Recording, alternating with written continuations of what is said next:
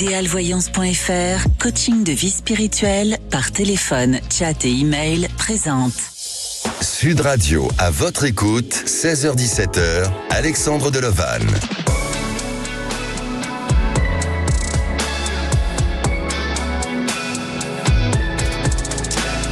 Bonjour à tous, alors ravi de vous retrouver jusqu'à 17h comme tous les jours. Avez-vous confiance en la vie ? Parfois nos expériences de vie mettent à mal notre confiance en nous, mais grâce à l'optimisme, on peut reprendre le dessus. C'est notre sujet du jour. Et vous avez confiance en la vie ? Venez en parler à l'antenne, c'est notre sujet du jour. Mais aussi, si vous avez des questions sur votre devenir, un seul numéro, le 0826 300 300. Profitez aussi d'aller sur notre nouveau site internet sudradio.fr et nous sommes en direct live sur YouTube. À la réalisation de l'émission, c'est Maxime et Marie et au standard, Aude et Zach. Sud Radio, à votre écoute, Alexandre Delovan. Alors avoir confiance en la vie implique d'accepter, de ne pas tout contrôler et d'avoir aussi un état d'esprit optimiste. Cela passe par le fait de faire du lâcher-prise face aux événements indésirables. C'est aussi avoir confiance en la vie est une expérience profonde dès lors où l'on ressent de la fluidité et une forte connexion à soi-même. C'est en sorte une recherche de soi avec une dimension plus profonde du sens de la vie. Et d'ailleurs, je vais demander à mon premier auditeur si lui, il a confiance en la vie. Bonjour Fabrice. Bonjour Alexandre, bonjour à l'équipe et puis bonjour aux auditeurs. Merci, bienvenue à l'antenne de Sud Radio. Fabrice, vous avez 52 ans ou 50. Oui, c'est ça. Oui, je vais le faire, on va dire au mois de juillet. Vous allez, d'accord, d'accord. Et vous êtes de l'Hérault, hein, c'est bien ça. Exactement, oui, tout à fait, dans la région de Sète. Exact. Alors Fabrice, vous nous avez appelé auparavant. Il y a quelque temps, c'était à quelle période que vous nous avez appelé ? Je vous ai appelé, donc la dernière fois, c'était vers le mois d'octobre, je pense l'année précédente, septembre-octobre. Voilà, pour voir avec vous, justement, ce que vous pensiez donc d'une succession suite au divorce et à la vente d'un bien immobilier. Et donc voilà, oui, effectivement, ouais. Il y a beaucoup de choses qui sont très positives, voilà pourquoi je vous rappelle. D'accord. Alors, si on revient un petit peu sur votre histoire, vous avez eu 15 ans de vie commune avec votre ex-femme, dont 6 ans de mariage, et vous avez divorcé en 2019, hein, c'est bien ça ? Exactement. Pour quelle raison vous avez divorcé ? Je sais pas, peut-être une rencontre de la part de mon ex-femme qui a fait que, et puis peut-être une succession de choses. On n'a pas pu faire le point ensemble par rapport à ça, puisqu'il n'y a aucun dialogue, en tout cas, avec elle. Elle ne veut pas avoir de dialogue. Voilà. D'accord. Et lors de ce divorce, votre femme a demandé des sommes, peut-être, je ne sais pas si c'était exorbitantes ou colossales, mais c'était un peu, pour vous, un peu exagéré. Tout à fait. Pensions compensatoires, pensions alimentaires, etc., qui étaient complètement démesurées, qui ont été rectifiées, certes, par le juge, qui ont été tout à fait remis à niveau. Voilà. Et puis à l'issue de ça, c'est déclenché quelques temps après donc la vente du bien immobilier. Oui. Et donc suite à la vente du bien immobilier, ça fait maintenant on rentre dans la 2 ans et demi, je crois, que l'argent est consigné donc en caisse des dépôts et de conciliation chez le notaire. Et nous avons déposé donc elle comme moi un dossier donc pour savoir quelles étaient les sommes dues de l'un et de l'autre pour arriver à faire le juste partage. Voilà, même si certaines choses de sa part ont été inventées, en tout cas c'est ce que j'ai pu découvrir. Et le délibéré devait se faire de la part du tribunal en ayant déposé le dossier l'année dernière au mois de juin, à la fin du mois, le 23 octobre de l'année précédente, fin de l'année dernière. En 2023, et il s'avère qu'aujourd'hui nous n'avons aucune nouvelle du tribunal et donc le délibéré par rapport à cette situation qui serait sans dire la situation finale du divorce fait que pour l'instant on reste dans le flou total par rapport à ça. Pour quelle raison ce délibéré ne s'est pas fait ? L'avocate me dit que pour l'instant peut-être que les tribunaux ont beaucoup de retard. D'accord. Alors, qu'est-ce que je vous avais dit lors de votre dernier passage ? Que peut-être en début d'année, fin de l'année précédente, avant Noël, j'aurai peut-être des informations suite par rapport à ça, et que normalement début de l'année, je devais avoir peut-être le déclenchement de celui-ci. D'accord, donc on est là dans le timing, hein. On est dans cette échéance début d'année, et aujourd'hui, toujours pas de nouvelles. Toujours aucune. D'accord. Quelle est votre question, Fabrice ? Alors justement, est-ce que vous voyez que si jamais ça risquait de prendre du retard ou pas par rapport justement à ça, par rapport au compte rendu du tribunal ? Et puis, est-ce que vous pensez, Alexandre, qu'il sera équitable ou bien en ma défaveur ou en ma faveur ce compte rendu? D'accord. Alors, c'est très étrange. Peut-être que vous allez prendre connaissance de tout ça prochainement et bientôt. Mais j'ai l'impression qu'il y a déjà quelque chose qui s'est peut-être étudié ou décidé, ou peut-être vous n'avez pas toutes les informations. Donc, il est peut-être important de voir auprès de votre... c'est une femme, votre avocate ? Oui, tout à fait. Oui. Donc auprès de votre avocate pour peut-être vous rapprocher de toutes ces informations, si elles existent bien entendu, à vérifier. Hein. Mais moi, j'ai le sentiment, l'impression que les choses sont en train de se décider ou se sont peut-être décidées. Alors peut-être là, au courant de ces derniers jours, mais il y a quelque chose de nouveau qui semble apparaître dans votre dossier et vous permettant de pouvoir aller vers autre chose et peut-être effectivement de pouvoir conclure ce divorce et aussi tout ce qui a été demandé jusqu'à présent. Donc il y aura peut-être à la suite de ça une petite un besoin de faire rectifier ou peut-être de devoir réétudier quelque chose, mais j'ai pas le sentiment et l'impression que ça en changera la procédure et de ce qui sera donné en termes de jugement, eh bien les choses se positionnent de manière équitable et vous permettant de pouvoir avoir un meilleur espoir sur l'avenir et vous permettre d'avancer avec plus de confiance justement en la vie. Parce que est-ce que vous êtes confiant en l'avenir ? Oui, tout à fait. Oui. De toute façon, je reste bien sûr confiant en l'avenir, envers le destin, ce qui est important. Et puis d'apprécier aussi chaque jour, quel qu'il soit, tant que surtout dans le sud de la France, auquel on a du soleil, c'est super important. Et voilà, et de jouir, on va dire, de la vie, de chaque instant, de chaque moment. Exactement. C'est hyper important. Exactement, c'est vital et c'est ce qu'il y a de plus important à faire, c'est de profiter de son moment présent et de vivre des petits instants qui tous les jours nous apportent du bonheur. Mais alors, juste pour finir avec votre sujet, Fabrice, j'ai vraiment l'impression aussi et le sentiment que vous risquez de céder à quelque chose. Alors c'est comme s'il y avait une petite compensation, mais ce n'est pas forcément noté ou ce n'est pas lié à une juridiction du tribunal ou quoi que ce soit. Mais je pense que vous allez vouloir le faire tout simplement par générosité et peut-être pour vous libérer de quelque chose définitivement. D'accord. Merci en tout cas, merci Alexandre pour vos prédictions. Merci à l'équipe. Merci à vous, Fabrice. N'hésitez pas à nous tenir au courant pour la suite des événements. Avec grand plaisir. Il n'y a pas de souci. Prenez soin de vous. Bonne journée. Merci. Allez, on se retrouve dans quelques minutes avec Marlène. Elle nous a appelé en septembre pour une suspension de poste liée à une faute grave. Elle dit avoir été accusée à tort. Que s'est-il passé depuis ? Que puis-je lui avoir dit ? Eh bien, on en parle dans quelques minutes, le temps d'une pause. Ne bougez pas. Sud Radio, votre attention est notre plus belle récompense. Merci pour la qualité des émissions que vous proposez, la qualité de vos intervenants ici, des témoignages. Sud Radio, parlons vrai. Sud Radio, à votre écoute, 16h-17h, Alexandre Delevanne.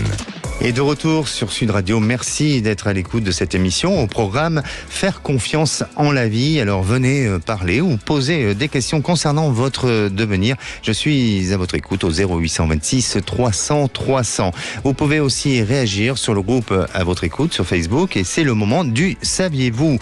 Le saviez-vous ? Si auparavant les Français étaient plus optimistes sur leur propre avenir, aujourd'hui et selon une source d'information Ipsos, 70% des des Français sont pessimistes sur leur avenir.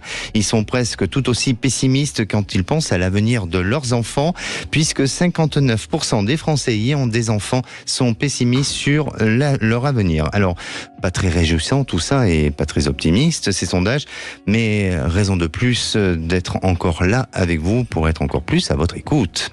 Et si on écoutait Marlène? Bonjour Marlène. Bonjour. Bienvenue sur Sud Radio.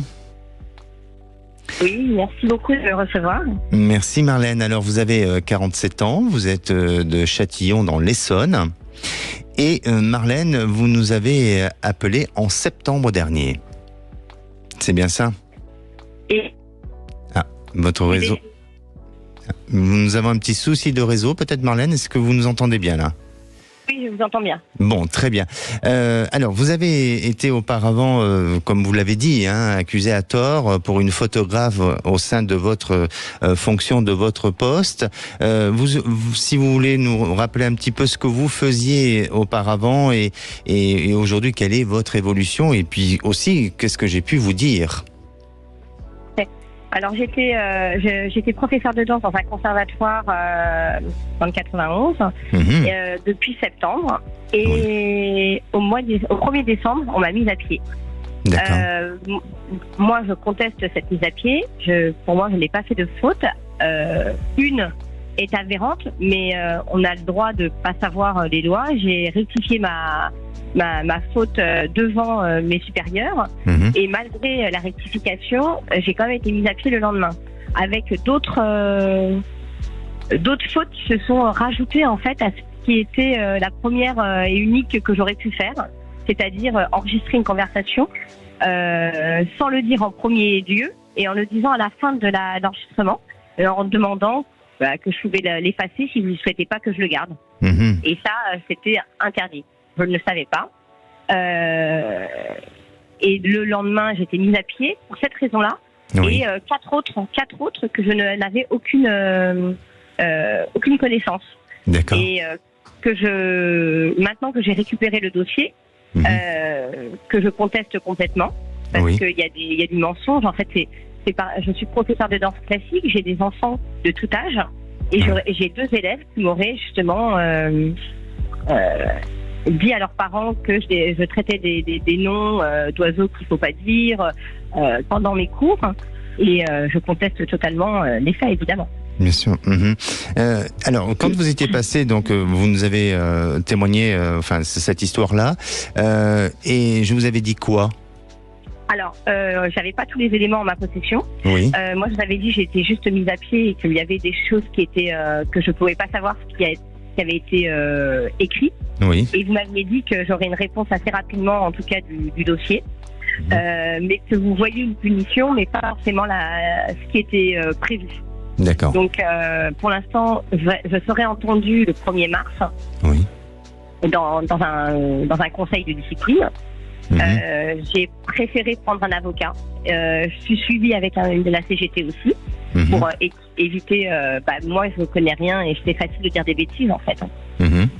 Donc, j'ai préféré m'assurer les arrières. Et le dilemme que j'ai aujourd'hui, c'est qu'on me propose d'aller retravailler la ville d'en face sur un plein temps en tant que professeur de danse. Mais j'ai peur en fait d'accepter parce que j'ai peur aussi. Qu'ils s'aperçoivent qu'il y a un dossier. Et le dossier, tant qu'il n'est pas terminé, on ne sait pas s'il y aura quelque chose dans le dossier ou pas. D'accord. En tout cas, vous êtes confiante sur ce dossier. Vous avez pu amener tous les éléments nécessaires pour vous défendre quand même, non? Alors moi, je suis confiante, mais mon avocate m'a dit c'est jamais gagné. Parce qu'en fait, maintenant, les enfants ont plus de droits qu'avant. Donc, du coup, tout ce que les enfants vont dire, même s'ils ont entre 12 et 14 ans et que c'est l'ado rebelle, c'est eux qui vont peut-être peser plus que le reste. Après, pour la faute sévère qui aurait été l'enregistrement, vu que je l'ai effacé devant eux, normalement, ça devrait être c'est la première fois que je fais un problème comme ça. Ça fait 20 ans que j'enseigne. Je pense pas que... Oui. On a un petit souci de connexion, peut-être. Vous êtes là, Marlène? On a un petit souci. Oui, je vous entends. Oui, d'accord, ok. Vous disiez, oui, par rapport à l'enregistrement? L'enregistrement, je pense pas que ça pourrait aboutir à une sanction sévère, étant donné que c'est la première fois de ma vie. que je fais ça et que ça fait 20 ans que j'enseigne. D'accord. Alors, aujourd'hui, vous avez donc une proposition dans un autre établissement, et vous avez une échéance pour ça, pour donner votre réponse? J'ai pas une proposition. Vous n'avez pas...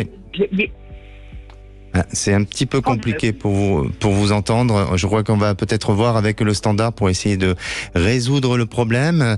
Et en attendant, ce qu'on va faire, on va peut-être prendre Véronique, notre prochaine auditrice. Et j'ai Marlène à nouveau. Marlène, vous êtes là? Oui. Oui, toujours là. Bon, d'accord, ok. Donc on avait un petit souci d'écoute. Et aujourd'hui, donc cette proposition, vous hésitez à donner une réponse par rapport à ça? Bon, allez, on va passer peut-être si on peut avoir notre prochaine auditrice Véronique. Et en attendant, je vais peut-être aller sur le groupe À votre écoute. Et vous savez qu'on a fait une émission auparavant sur la relation entre le lien et l'animal. Et avoir un animal de compagnie, eh bien, il y a eu un message de Louve qui nous disait « L'animal, pour ma part, a une importance capitale. Mes animaux, c'est aussi ma famille. » Il y a celui de Sandrine qui disait « Personnellement, j'ai un chat à la maison. C'est notre bébé. Je trouve qu'un chat, c'est très indépendant de l'entendre, de ronronner. C'est très apaisant aussi. Il est important de se sentir bien accompagné. » Et là, on va peut-être faire une petite pause, le temps de retrouver Véronique. Alors si vous aussi, vous souhaitez témoigner ou réagir à l'antenne de Sud Radio, n'hésitez pas, je suis à votre écoute au 0826 300 300. On se retrouve dans quelques minutes avec Véronique. Véronique a vécu une séparation douloureuse avec une pression psychologique de son ex. Et aujourd'hui, va-t-elle pouvoir se séparer, se libérer de cette relation? La réponse est dans quelques minutes.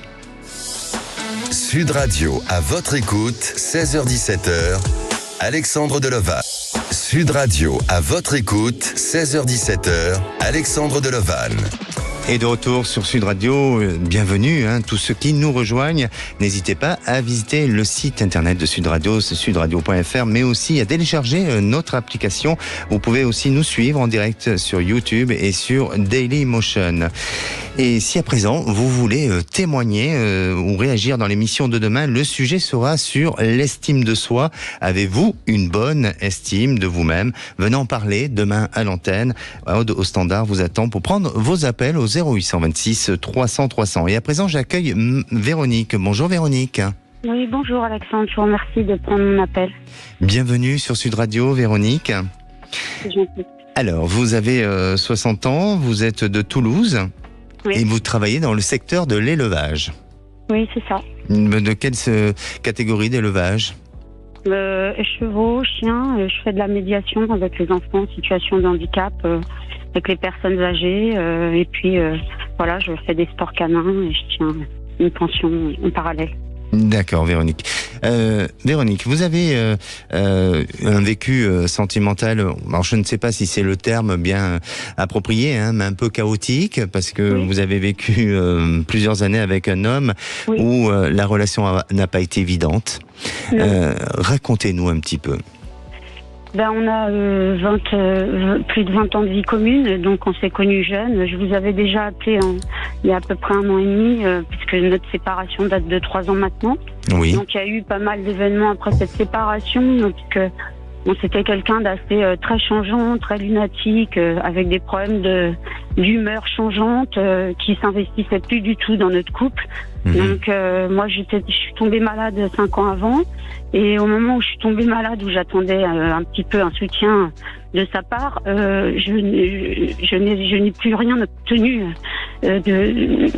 au niveau émotionnel de lui. Donc en fait je lui ai demandé de partir, et à la suite de ça j'ai découvert un homme qui finalement m'a fait les pires choses après son départ. Donc depuis 3 ans, il a essayé plusieurs fois de revenir. Il souffle le chaud, le froid. C'est quelqu'un qui ment énormément. Il a essayé de monter les enfants les uns contre les autres. Enfin bref. Vous avez des enfants ensemble? Alors on a un fils, mais j'avais déjà 2 filles avant. Donc oui. Les filles, bien évidemment, lui ont tourné le dos. Bon, avec mon fils, c'est un peu plus compliqué parce que il se sert un petit peu de lui. Donc lui, il s'est un petit peu mis en retrait pour être neutre dans cette affaire et c'est très bien pour lui. Et bon, voilà. Alors maintenant, c'est un homme complètement différent, très changé. Pardonnez-moi, Véronique, quand vous dites qu'il m'a fait les pires choses, qu'est-ce qu'il vous a fait comme histoire ou qu'est-ce qui s'est passé avec lui dans le quotidien? Je veux dire, c'est le dénigrement en fait de ma personne, de me dire moi que je suis la meilleure et que de dire aux gens que des critiques à mon sujet, des mensonges, des choses jusqu'à dire que j'étais violente avec lui. Alors en fait, effectivement, quand il est parti, j'étais excédée et c'est quelqu'un qui me pousse à la faute, qui a une relation très malsaine avec l'autre. Hein. Il a connu ça, je pense, dans son enfance. Moi, je pensais qu'il était épargné de ça et je me suis rendu compte qu'en fait, il fonctionnait exactement pareil et qu'au niveau émotionnel, j'étais devenue sa chose. Donc, en fait, les 3 dernières années, il les a passées sans me regarder, sans avoir aucune empathie pour moi. Donc, j'ai décidé de lui dire de partir, chose qu'il n'a pas acceptée au départ. Donc, il a dit, moi, je n'ai pas envie. Donc on a été un petit peu obligés de payer la force pour lui dire que c'était terminé. Il est venu s'installer pas loin de chez moi et depuis c'est une pression psychologique permanente. Donc il fait le chaud, le froid, il me dit qu'il a compris. Alors une semaine il va m'envoyer des lettres en me disant que je suis la meilleure, qu'il a compris, que c'était une épreuve, qu'il fallait qu'on passe par là, etc. Et puis la semaine suivante il est capable de me dire tout l'inverse ou que de toute façon ce que j'entends je le comprends pas, etc. Et la semaine le mois de décembre il a envoyé un courrier par téléphone puisque via les réseaux sociaux il continue à m'envoyer des messages et donc moi j'ai fait l'erreur de répondre à chaque fois puisque moi je suis comme ça, je suis quelqu'un d'assez direct et assez franc et j'aime bien dire la vérité. Et donc en fait, je lui ai jamais fait croire pendant les 3 années que j'allais me remettre avec, mais lui, il y croyait dire comme faire. Et en fait, quand je vais dans son sens, il est charmant.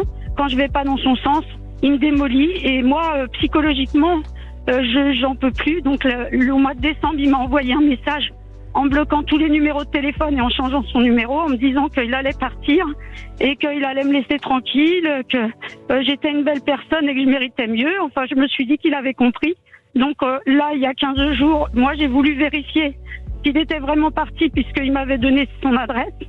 Et quand je suis arrivée là-bas, ça s'est terminé mal. Et en fait, il m'a frappée. Donc voilà, je voudrais savoir si maintenant... Moi, je suis quelqu'un qui a toujours été positif dans ma vie, mais là, j'avoue que c'est trop pour moi. Donc, en fait, c'est quand je l'ai menacé d'en parler à mes enfants, puisque pendant 3 ans, je l'ai pas dit. Et quand j'ai dit, parce qu'il me menaçait au suicide, tout ça. Donc, quand j'ai dit que ça allait trop loin et que j'allais en parler à mes enfants, c'est là que je pense qu'il s'est senti piégé et qu'il s'est dit que c'était plus possible. Donc là, il m'a annoncé, quand je suis arrivée devant chez lui, il m'a demandé ce que je venais faire là. Donc je lui ai dit que je venais vérifier ses mensonges une fois de plus, puisqu'il m'a dit qu'il allait partir s'il était parti. Et là, il a commencé à me dire qu'il avait trouvé quelqu'un. Moi, effectivement... la moquerie permanente. Pardonnez-moi Véronique, je vais vous laisser le temps d'une petite respiration. Mais ce qui est important, et je tiens à le rappeler parce que quand même votre témoignage est fort et il faut vous faire aider. Il faut jamais rester isolé quand vous êtes dans une situation comme ça. Vous savez que en France, il existe des associations pour faire des groupes de parole, pour exprimer toute la détresse dans laquelle vous êtes, parce que de ce qu'on ressent, hein, bien entendu, vous êtes une femme qui a peur aujourd'hui, qui est terrorisée par cette relation qui a été si toxique. Alors je ne sais pas, et je pourrais pas me permettre de dire ça, mais parce qu'il n'y a qu'un psychologue ou un psy qui pourrait peut-être le déterminer, mais est-ce que vous êtes face à un cas de quelqu'un qui est un peu pervers narcissique, de manipulation, de choses comme ça, mais en attendant, alors, oui, voilà, effectivement. C'est ce que je lui ai dit. Donc en fait aujourd'hui il me dit qu'il va voir quelqu'un et que il est pas du tout pervers narcissique, que de toute façon... Alors je vais vous dire, le pervers narcissique ne reconnaît jamais qu'il l'est, donc ça, il aura toujours ce discours-là. Je dis pas qu'il l'est, mais en attendant, il ne le dira pas. Sa mère est pervers narcissique, son frère est schizophrène. Et il a toujours dit qu'en fait il détestait les histoires, mais en fait il fonctionne exactement pareil. Il aime les gens, tout ce qu'il dit en fait C'est des choses qu'il ne fait jamais. Il ment sans arrêt sur ce qu'il va faire. Ça a duré 20 ans en disant qu'il allait faire ci, qu'il allait faire ça. C'était jamais vrai. Alors, et du coup, voilà, Véronique, je comprends et je comprends toute cette souffrance, cette peur aussi, parce que cet homme est venu à nouveau s'installer près de vous, donc vous vous sentez pas forcément toujours en sécurité. Et aujourd'hui, voilà. Donc, ce qui est important, c'est déjà, et dans un premier temps, et c'est mon devoir de vous le dire, c'est de parler à votre entourage pour aller chercher un soutien, une protection, et puis aussi, pardonnez-moi, mais là, il faut peut-être faire intervenir les autorités si vous êtes en danger, parce que je tiens à dire qu'il vous a frappé. Et c'est ce que vous nous dites. J'ai honte en fait, j'ai honte parce que... Il n'y a pas d'avoir honte, c'est pour votre estime en fait, pour que je m'énerve, et il me dit ensuite que c'est moi qui suis folle. Il est tellement charmant avec les gens qu'en fait il me dit que je suis la seule à penser ça de lui, et qu'en fait à son travail ils sont tous ravis. Bah, bien sûr, parce qu'en fait il a deux visages, et quand il était dans la cour et quand il était au travail ou avec des gens qu'il connaît, il est capable en 2 secondes d'être tout à fait charmant et d'avoir un espèce de masque qui se met. Bien sûr. Mais moi, ce que je ressens, c'est que déjà, le lien va se couper définitivement, parce que vous êtes tous les deux trop enlisés dans une histoire, et aujourd'hui, il faut en sortir de ce malaise, de ce problème, de cette terreur aussi, parce que vous êtes en train de vivre quelque chose qui est terrifiant pour vous. Il ne faut pas avoir peur, n'ayez aucune crainte par rapport s'il y a des menaces ou quoi que ce soit. Aujourd'hui, il y a quand même il y a un système en France qui nous permet quand même de pouvoir parler, échanger et communiquer. Donc ça, c'est ce qu'il y a d'important à mettre en place pour vous protéger et protéger votre sécurité, et aussi par rapport à vos enfants. Et ensuite, je vous sens peut-être ou avoir peut-être au niveau d'une procédure où il y aura peut-être une interdiction de vous approcher, où il y aura quelque chose qui vous permettra de vous protéger définitivement et vous permettre de reprendre un rythme de vie beaucoup plus stable et beaucoup plus serein que celui dans lequel vous êtes aujourd'hui. Est-ce que vous avez une question, Véronique ? Je voulais savoir, parce qu'en fait, il me dit qu'il a trouvé quelqu'un. Alors, est-ce qu'il a trouvé une nouvelle proie et que je vais être définitivement débarrassée et qu'il va vraiment partir ? Et est-ce que je vais pouvoir, moi, me projeter dans autre chose ? J'ai plus confiance maintenant dans une personne. C'est compliqué pour moi. Je comprends. Je suis pas certain que que cette histoire avec qui il est en train de vivre soit la raison pour laquelle il lâchera complètement. Mais effectivement, ça va pouvoir peut-être s'apaiser et permettre vous de reprendre un peu de souffle par rapport à ça.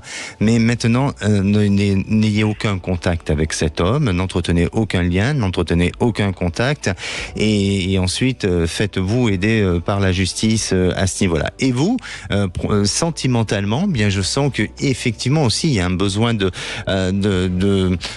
reprendre confiance, de vous sentir plus à l'aise, de vous sentir un peu plus, je dirais, en phase avec vous-même, en connexion avec vous, pour pouvoir repartir sur une relation sentimentale qui va vous donner de l'espoir et vous permettre de vous projeter dans l'avenir. Et ça va demander un petit peu de temps, mais dans les 2 ans à venir, vous êtes amené à nouveau à vous réaliser, et vous verrez que vous serez amené à rencontrer quelqu'un qui va jouer un rôle énormément de protection sur vous, et vraiment avec un profil complètement à l'opposé de la personne dont vous venez de parler. D'accord ?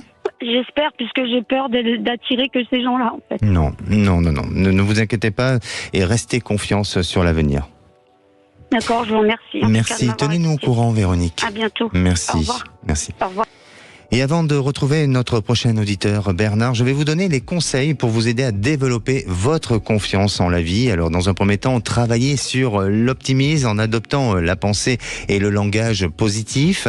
Ensuite, ne soyez pas toujours dans le contrôle et faites du lâcher-prise afin de ne pas cristalliser des pensées obsessionnelles. Ouvrez-vous à la possibilité que vos idées ou vos projets fonctionnent tout en ressentant de la fluidité et une forte connexion à soi-même. Faites le choix en conscience et forcez-vous, si cette façon de réfléchir va à l'encontre de votre nature. Travaillez l'ancrage pour une meilleure maîtrise dans le temps et une bonne stabilité, et parlez autour de vous pour conforter et agrémenter vos idées et votre réussite, et aussi pour gagner plus de confiance en la vie. Et la parole est à Bernard. Bonjour Bernard. Bonjour Alexandre. Bienvenue sur Sud Radio. Oui. Alors j'ai un peu écouté là, donc voilà, je commence ou comment? Oui, bien sûr. Alors Bernard, vous avez 59 ans, vous vous appelez de Cahors et vous êtes dans une situation un peu difficile au niveau de l'emploi, de votre activité professionnelle. Racontez-nous. Et disons que j'ai eu un petit souci avec mon entreprise. Oui. Une grosse structure. Donc j'ai été en accident de travail en 2020. Oui. Et depuis 2021, je ne travaille plus, donc j'étais en accident de travail. Et depuis juin 2023, je ne travaille plus. D'accord. Donc maintenant, je suis demandeur d'emploi. Je suis un bilan de compétences actuellement. Donc là, je vais certainement faire un stage de 15 jours, 3 semaines. Et après, je voudrais me tourner comme un gestionnaire de paie, un stage à la fin de l'année. D'accord. C'est pour savoir un peu si ça allait marcher, ce que je voulais faire plus tard. C'est une formation que vous envisagez de faire, c'est ça, hein? Oui. D'accord. Et elle démarre l'échéance de cette formation? Normalement, ça serait pour la fin de l'année. La fin de l'année. Écoutez, oui, parce que pour moi, je vous sens être dans une période où justement tout se repositionne pour vous. Vous avez traversé une période assez difficile sur le côté professionnel et notamment, on dirait que vous avez perdu confiance en vous. Est-ce que ça a été le cas? Oui. Alors, même encore. Oui, mais vous êtes malgré tout optimiste, vous avez envie d'avancer, vous avez envie d'évoluer, vous avez envie de faire changer les choses et de ne pas rester justement sur un côté amer de votre existence professionnelle et aller au-delà de tout ça. Et c'est ce que vous êtes en train de faire vraiment, Bernard. Donc pour moi, foncez sur cette idée de formation qui va vous permettre d'être gestionnaire et vous permettre de pouvoir aussi vous révéler, parce que c'est un secteur ou un milieu dans lequel vous allez complètement exceller et vous sentir très très bien. D'accord. Est-ce que vous avez déjà eu une expérience un peu dans ce genre de poste? Pas du tout. Non. Justement, tu dois aller voir, tu dois faire comme un stage, disons, pour voir un peu comment ça se passe, gestionnaire de paye. Et voilà, pour voir si ça me plaît aussi. Mais je crois que ça va vous plaire. Et alors bien sûr, ça va pas être évident parce que effectivement, vous changez carrément de secteur et de méthodologie aussi, et de plein de choses, mais et de mécanismes aussi. Mais vous verrez que très vite, ça va s'adapter à vous, ça va s'intégrer et ça va vous permettre de pouvoir, peut-être vous sentir très à l'aise et beaucoup plus épanoui que ce que vous aurez pu penser auparavant. Donc ça peut m'amener sur du travail pour l'année prochaine, pour 2025 ? Oui, exactement. Vous serez amené à avoir une activité professionnelle et vous permettre de retrouver une stabilité à ce niveau-là. D'accord. Par contre, j'ai d'autres questions, bien sûr, comme vous le savez. Là, je passe le 26 février au tribunal administratif parce que mon ancien employeur me doit de l'argent par rapport aux indemnités journalières. Est-ce que d'après vous, ça va fonctionner ou pas ? Alors là, c'est un dossier qui est depuis combien de temps, qui est à l'étude depuis combien de temps, ou qui est vous êtes dans une procédure, hein, c'est ça, hein? Oui, c'est ça, oui. Et bon, après il y a le tribunal, après il y aura le tribunal, prud'homme.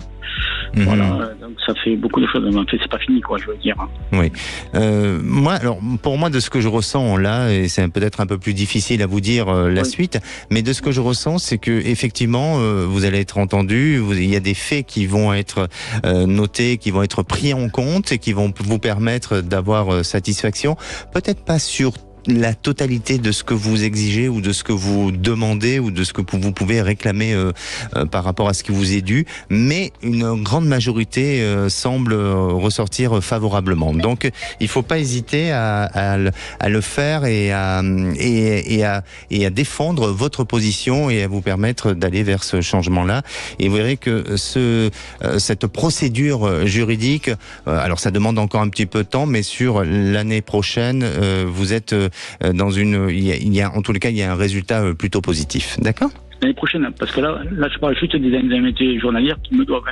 Oui, bien sûr, c'est pour ça. Là, c'est pour ça. Mais ça va prendre du temps au niveau de l'administration. Mais pour moi, tout se règle entre cette fin d'année et début de l'année prochaine. D'accord ? Parce qu'il y a d'autres affaires, oui. D'accord. D'accord. Oui, ça va. Oui, ça, j'attendais. Voilà. Bon, pour le travail, je me doute. Courage, Bernard. Oui. Ne baissez pas les bras. Allez-y, foncez et surtout, n'hésitez pas à nous rappeler pour nous tenir au courant de votre situation. Merci encore, Alexandre. Merci. Merci, au revoir. Et vous avez sûrement besoin de mon ressenti, d'être accompagné dans votre évolution de vie. Je suis à votre écoute. Vous souhaitez participer à notre sujet de demain sur l'estime de soi. Et vous avez une bonne estime de vous-même. Allez, venez en parler au 0826 300 300. Et nous, on se retrouve dans quelques minutes avec Isabelle. Après un divorce, elle se pose beaucoup de questions si elle doit revenir dans sa ville d'origine, Marseille, ou partir tout simplement vivre en Suisse. La réponse est dans quelques minutes. Sud Radio à votre écoute, Alexandre Delevanne. Sud Radio à votre écoute, 16h-17h, Alexandre Delevanne. Et de retour sur Sud Radio pour cette dernière partie avant de retrouver les vraies voix présentées par Philippe David et Cécile de Minibus. Il vous reste quelques minutes pour passer à l'antenne de Sud Radio. Et la parole est à Isabelle. Bonjour Isabelle. Bonjour Alexandre. Bienvenue sur Sud Radio. Merci beaucoup. Merci de me recevoir. Bonjour à tout le monde, aux éditeurs, enfin, à tout le monde. Merci. Alors, Isabelle, vous avez 49 ans. Vous êtes de Nîmes et vous êtes auxiliaire de vie. C'est ça, tout à fait. Racontez-nous un petit peu ce que vous souhaitez envisager sur votre changement de vie. En fait, voilà, j'ai divorcé en 2017. C'était un choix de ma part, donc j'ai bien vécu mon divorce. J'ai vécu ma vie, j'ai eu des rencontres. J'ai profité de ma vie de maman aussi. Sauf que... Vous avez combien d'enfants, Isabelle ? J'en ai deux, j'ai deux filles. D'accord, deux filles. Elles sont grandes, elles sont 20 ans et 25 ans très bientôt. Donc, je suis une femme dynamique, qui aime les projets, l'imprévu, enfin voilà, une vie bien remplie. Sauf que depuis quelques temps, je me pose beaucoup des questions. Je trouve que ma vie est bloquée. Alors, au niveau de ma profession, ça me plaît, ce que je fais, mon travail me plaît beaucoup. J'ai fait une rencontre il y a 5 ans à peu près. Mes enfants sont un peu partis pour bien sûr vivre leur vie et le ressenti que je ressens, c'est que je suis bloquée. Alors dans le sens où je ne me sens pas très bien dans cette ville. Je me sens on va dire seule, non, parce que j'aime ma solitude, voilà, c'est pas du tout mal d'être seule, au contraire, mais je me sens toute seule, je veux dire, j'ai pas trop de repères dans cette ville, voilà. D'accord, la ville de Nîmes, c'est bien ça. Voilà, Pourtant, elle est agréable à vivre, cette ville. Pardon ? Elle est agréable, oui. Moi, je ne me fais pas. Ah, d'accord, ok. Je pense que on a chacun, on réagit différemment en fonction des lieux et c'est valable pour tout le monde. Mais est-ce que c'est lié ? À Nîmes, en fait, quand je suis venue à Nîmes, j'avais des projets parce que j'étais encore avec mon mari à Nîmes. D'accord, j'avais des projets de bouger un petit peu en Espagne. Je suis venue pour ma fille pour ses études et finalement, la moitié de mon projet a fonctionné, le reste non. Donc du coup, voilà. Alors justement, j'allais venir à ça parce que est-ce que c'est pas lié à des répétitions de petits échecs, pardonnez-moi si le terme est un peu fort, mais de choses qui n'ont pas été ou qui n'ont pas abouti comme vous l'avez souhaité, aussi d'une séparation avec votre mari, qui font que vous êtes renfermé un peu sur vous-même et vous êtes isolé et à la fois, vous avez vous-même entretenu un petit peu ce mal-être. Est-ce que il s'agirait pas de ça aussi? Un échec, oui, sur ma vie sentimentale, un échec, ça faisait déjà un moment que ça n'allait pas, même quand j'étais sur Marseille, puisque je viens de Marseille, mais j'avais espoir quand même, de remonter tout ça, sans être négative, mais c'est plutôt les difficultés que j'ai rencontrées, mon travail, je l'aime beaucoup, mais j'ai rencontré beaucoup de difficultés dans cette région-là, et donc du coup, au niveau relation, je veux dire, et puis donc, est-ce que c'est vraiment ça? Aujourd'hui, vous songez soit à revenir dans votre ville d'origine, Marseille, ou la Suisse. C'est les informations que j'ai eues. C'est ça, parce que je suis partie entre-temps visiter un peu certains endroits, la Suisse notamment. Je suis restée quelques jours. Je me suis posé des questions si j'allais partir au Pays Basque, si j'allais partir à Marseille. Enfin, je suis un peu perdue au niveau... Bien sûr. Voilà. Alors, si vous me permettez, moi de ce que je ressens aujourd'hui, c'est ce qui est important, c'est de retrouver vos repères. Et effectivement, par rapport à là où vous êtes aujourd'hui, pour vous, il y a un sentiment vous l'avez décidé aussi comme ça, c'est-à-dire que malgré que vous avez fait beaucoup d'efforts, vous avez essayé de faire en sorte que ça fonctionne et ça n'a pas été dans ce sens-là. Aujourd'hui, vous avez décidé de partir et vous allez le faire. Il y a un départ pour vous qui s'annonce. Et ensuite, je vous sens ne pas vouloir ou tenter de vous mettre en difficulté. Et le fait de partir dans une ville un peu inconnue ou dans un endroit ou dans un autre pays aussi, tel que la Suisse, eh bien vous risquez de vous fragiliser un petit peu. Donc pour moi, je vous sens plus retourner vers Marseille où vous avez des repères et vous permettre de reprendre une vie et sûrement aussi de repartir sur quelque chose de nouveau sur le plan affectif et sentimental. Donc ça va demander encore un petit peu de temps, mais vous verrez que les choses vont s'éclaircir, vont se décider courant de cet été où là ça va beaucoup plus se préciser dans ce sens-là. Vous serez aidé, que ce soit peut-être de la part d'un membre de la famille, mais aussi peut-être par un entourage. Mais je vous sens pas être toute seule à devoir affronter ce changement de vie et enfin retrouver un bel équilibre qui vous permettra d'avoir un regard beaucoup plus optimiste sur la vie qu'aujourd'hui. Donc ne perdez pas espoir, restez confiante et peut-être le conseil que je pourrais vous dire, c'est aller aux choses simples et ne vous compliquez pas trop à essayer de trouver le bonheur. Parfois il est en nous, ce bonheur. Oui, vous avez tout à fait raison, mais c'est vrai que là je me sentais bloquée au niveau situation au domicile et ma vie sentimentale, c'est pareil. Je suis avec un homme, mais vraiment, je m'ennuie, quoi. Exactement. C'est pour ça qu'à l'été, je sens du changement. N'hésitez pas à nous tenir au courant, Isabelle. D'accord ? Oui. Très bien, Alexandre. Merci. Prenez soin de vous. Merci. Et pour conclure, je dirais, avoir et cultiver la foi est un acte de confiance en la vie. Allez, nous, on se donne rendez-vous demain. Notre sujet du jour sera sur l'estime de soi. Si vous êtes dans cette situation de vouloir remonter votre estime de soi, mais cette émission, c'est pour vous. Et je vous souhaite une bonne fin de soirée. La place est aux vraies voix. Bonsoir Alexandre Delovade. Au menu des vraies voix, à 17h30, le grand débat. Alors que le casting du remaniement s'est attendre, François Bayrou, relaxé depuis le début de la semaine, semble être au cœur des pourparlers. Et on vous pose cette question, remaniement, Bayrou est-il incontournable ? Pour vous, il est incontournable. Il doit prendre la place d'Amélie Oudéa-Castéra, par exemple, au ministère de l'Éducation et elle récupérer les sports. Ou pas du tout, on peut faire sans lui, fût-ce avec une majorité relative. Venez nous donner votre avis au 0826 300 300. À 18h30, selon un sondage IFOP, apparaît demain dans Valeurs Actuelles, Marine Le Pen remporterait la présidentielle face à Gabriel Attal, 51-49. Serait à égalité avec Édouard Philippe 50-50 et étrillerait Jean-Luc Mélenchon 64-36. Et on vous pose cette question, Marine Le Pen à l'Élysée, y croyez-vous ? Notre expert du jour sera Frédéric Dabi, directeur général de l'Institut de sondage IFOP, qui nous expliquera ce sondage de A à Z. Vous croyez que Marine Le Pen peut arriver à l'Élysée ou vous pensez que non, le plafond de verre existe toujours et qu'il y aura le fameux barrage de l'entre-deux tours ?